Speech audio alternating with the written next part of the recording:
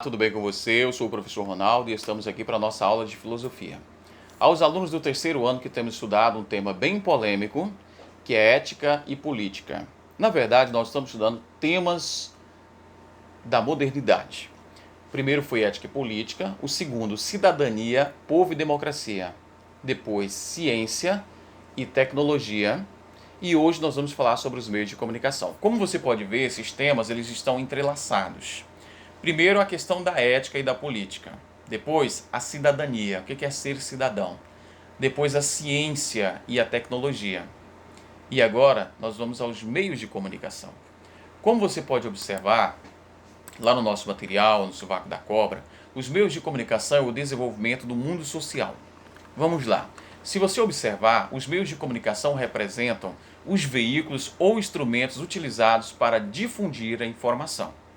Exemplo, rádio, a televisão, o telefone, o jornal, a revista, a internet, dentre outros.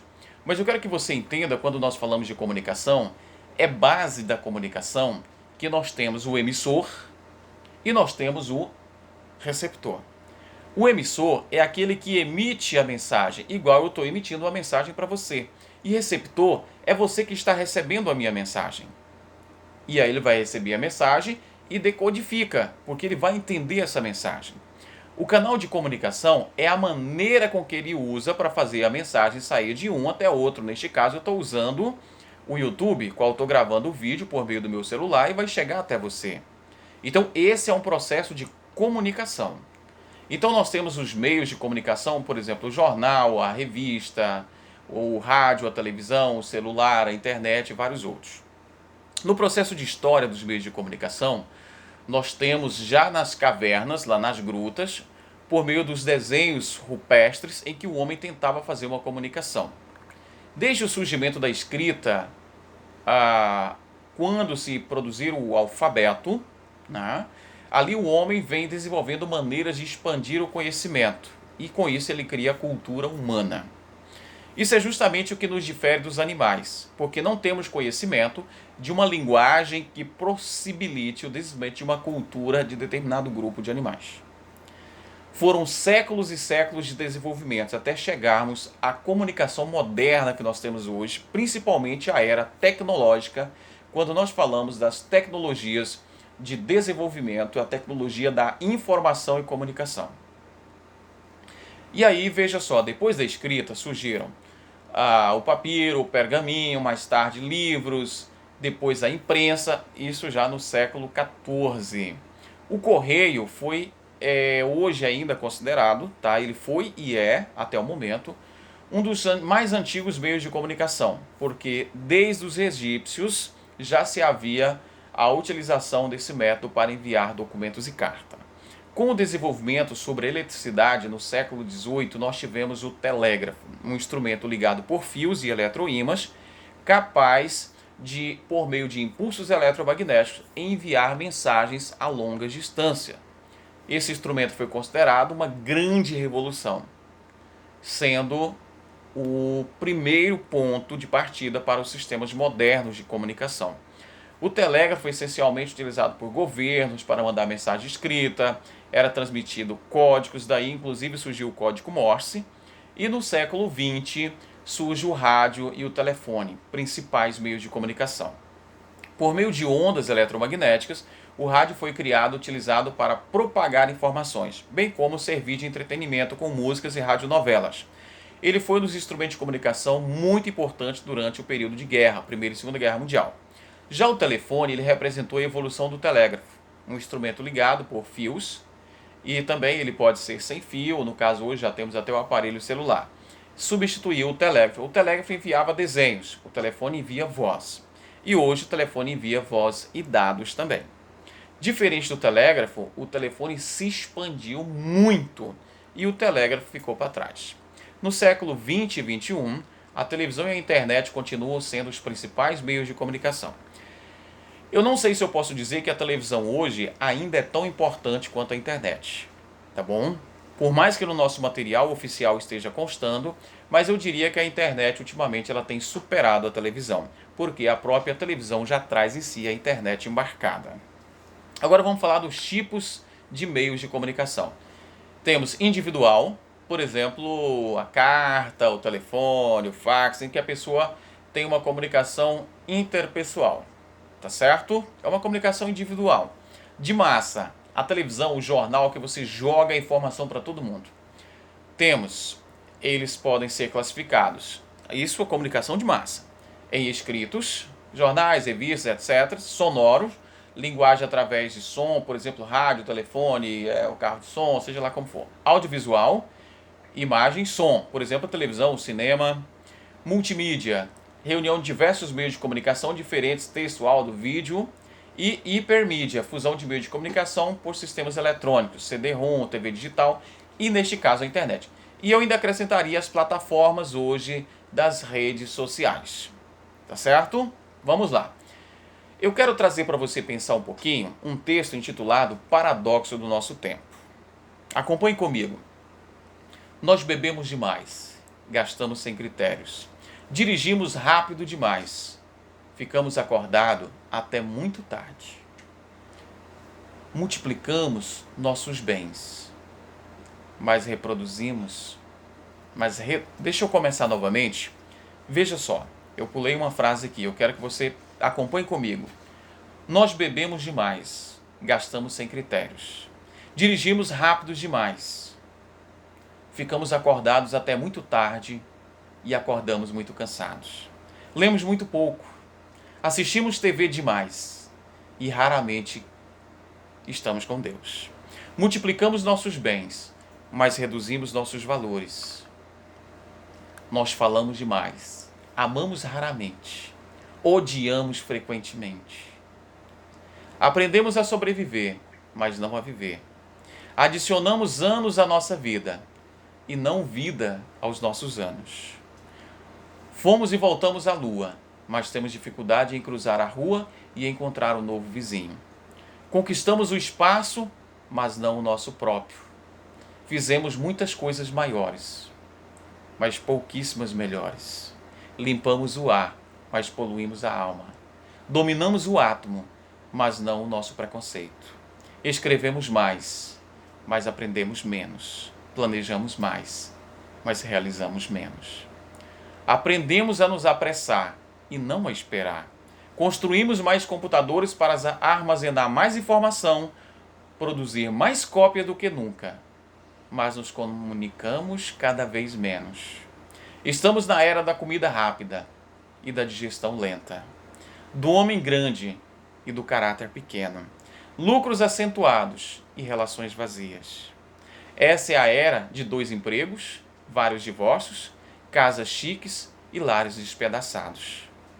Essa é a era das viagens rápidas, fraldas e moral descartáveis. Das rapidinhas, dos cérebros ocos, das pílulas mágicas, um momento de muita coisa na vitrine e muito pouco na despensa. Então eu trouxe para você essa reflexão para pensarmos essa dialogicidade do nosso tempo. Se desenvolveu tanto na tecnologia, tanta coisa, mas o ser humano ainda continua fragmentado, doente. E por isso nós vamos continuar o assunto falando sobre redes sociais, tecnologia e depressão. A tecnologia está influenciando e agravando a depressão. Quem não gosta, por exemplo, de dedicar um momento do dia para ver as novidades das redes sociais? De seguir aquele famoso que tem uma vida linda? Ou buscar inspiração no estilo de alguém que tem muitos seguidores?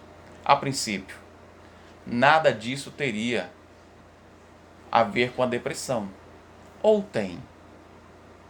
Esse ato pode passar a ser negativo quando passa a perder horas e horas navegando nas redes sociais. Ou quando você fica comparando a si mesmo com essas outras pessoas. O psicólogo Yuri Bush, e doutor em neurociência de comportamento, explica que exagerar nas redes sociais pode afetar negativamente o humor e agravar a depressão. A depressão não é uma coisa que acontece por uma única causa, mas há vários pontos que giram em torno da vida e da pessoa que pode levar a esse transtorno. As redes sociais, nesse caso, pode reforçar para ela que se sinta pior. Entenda, não há problema em navegar nas redes sociais, mas se você nota que fica triste ou emocionalmente abalado por um período longo ao perceber que não tem um celular de última geração que o YouTuber mostrou, ou que você viu no Face, ou algo que você viu e você não tem condições financeiras para adquirir, ou para fazer aquela viagem, e isso te afeta, algo pode estar errado. No Instagram, por exemplo, as pessoas postam uma vida perfeita.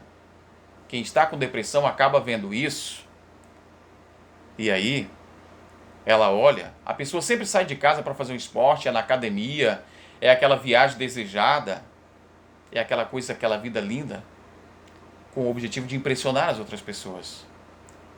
O que não quer dizer necessariamente que aquela pessoa tem aquela vida. Mas para quem está em depressão, ele queria ter aquela vida e ele começa a ficar cada vez pior. Muitas vezes as redes sociais acabam fazendo com que a pessoa se sinta inferior. E esse sentimento pode piorar e levar a uma depressão profunda. O Dr. Yuri explica que essa comparação faz com que a pessoa possa se sentir cada dia mais sozinha. As redes sociais dão uma falsa sensação de estar acolhido, mas ela pode estar sendo, na verdade, encolhida, se sentindo fora do padrão. Esse padrão ele pode ser estético ou financeiro. Por isso é importante procurar se conectar com pessoas reais, entender que a vida perfeita postada nas redes sociais não é real. E principalmente, não se compare com ninguém. Seja inteligente e seja autônomo em sua própria vida e lembre-se que ali muitas coisas são encenadas.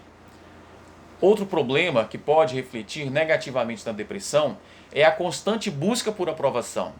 É aquele clássico momento feliz depois de ganhar um like. Quando alguém está em um dia melancólico, posta uma foto e de repente, olha só, ganhou um like. Ela foi aprovada por alguém. A pessoa passa a tentar compensar a tristeza pela sensação momentânea de prazer ao receber uma curtida no Facebook, no Instagram, no TikTok ou outra rede. O fato é, ela se sente bem, pois o mundo está reforçando aquilo que ela postou. É algo legal. O problema está nessa compensação emocional, pois muitos podem acabar se tornando dependentes disso e passar, inclusive, a manipular imagens, manipular a própria vida, as suas postagens para receber esses likes. E às vezes chega até mesmo em atos criminosos. A exposição também pode ser grave, porque a pessoa se expõe tanto que ela pode acabar sofrendo cyberbullying. Ou então, alguém pode chegar com um elogio, um comentário muito cruel, e o que seria para melhorar e tirar aquela tristeza pode acabar piorando. E aí, a exposição à luz. Outro fator, além dessa exposição toda, a exposição à luz azul, essa luz visível, ela pode ser extremamente nociva. Ficar até tarde com o celular. Essa luz, há uma conexão dela com a retina, que fica no fundo do olho, com a hipófise e o hipotálamo, a glândula pineal, e essa glândula que produz a melatonina. E com isso, é inibido o hormônio que induz ao sono. Você pode começar a ter dificuldade para dormir com o uso exagerado do celular, da televisão, conectado nas redes. E aí a depressão já instalada, dificuldade para dormir, tudo isso acontecendo, de repente, já não sabe o que fazer. Então, o ideal, portanto, é usar o celular moderadamente. Não fique diante das telas antes de dormir, principalmente. Com isso, procure desanuviar os sentidos, trazer tranquilidade, liberte-se um pouco. Por quê? Isso pode chegar a se tornar uma doença. Você já ouviu falar em nomofobia? A nomofobia está crescendo. A tecnologia é tão importante para o dia a dia das pessoas que é difícil imaginar sem ela. No entanto, quando a pessoa se torna dependente, a dependência, a consequência, quando a pessoa se torna, digamos, que ela já não sabe viver sem o celular, o tempo todo, dependente dele, isso é doença, nomofobia. Quais são os sintomas? Veja só. Os sinais, por exemplo, a incapacidade de relaxar sem utilizar o celular. Vai para o banheiro, tem que ir para o celular. Vai tomar banho, ele está lá perto. Vai dormir, ele está do lado. Vai comer, ele está do lado. Cuidado, isso pode ser dependência. Acorde para a vida. Não larga o celular para nada. Tem hora que ela até escuta a vibração no celular sem o celular ter vibrado. Isso é perigoso. Entenda que é fácil concluir que a nomofobia afeta a vida de alguém. É perigoso, porque ela vai ter dificuldade de concentração, problemas para manter uma conversa face a face, possibilidade de desenvolver ansiedade. E é o que deve ser feito. Você deve tomar uma atitude. Lembre-se que você tem que estar no controle. Se for o caso, precisa procurar até terapia. Certo? Espero que esse conteúdo tenha sido útil para você. Responda a atividade, continue lendo o material e que Deus os proteja. Cuide-se porque a pandemia ainda não acabou. E se você ficou com curiosidade, algo sobre o que nós falamos, pesquise um pouco mais. Grande abraço para você.